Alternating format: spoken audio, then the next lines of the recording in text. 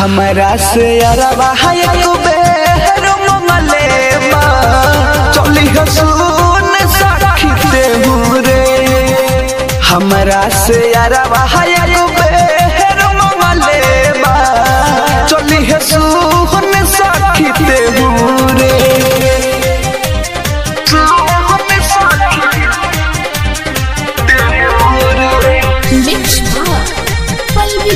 Studio मठिया मोड़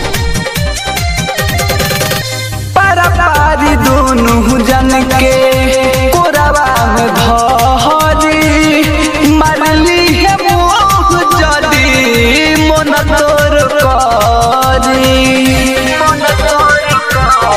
अरे सुनना पारी दोनों जन के कोरवा में धरी मारली है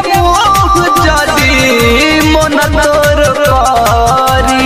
हमरे ला भरवा से काम चलै है जन लोर से बहनी के भेउरे। हमरा से अरवा एक बेर मंगले चली है सुन सखी रे।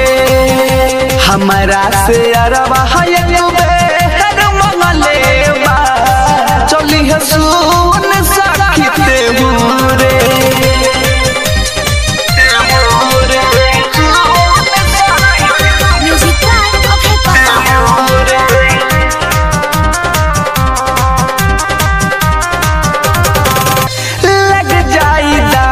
सुनू हमनी के अहन में अमर जितिया कहलाई है परमध के संग में। लग जाई दाग सुनू हमनी के अहन में अमर जितिया कहलाई है परमध के संग में। मिली सुकुन सुनू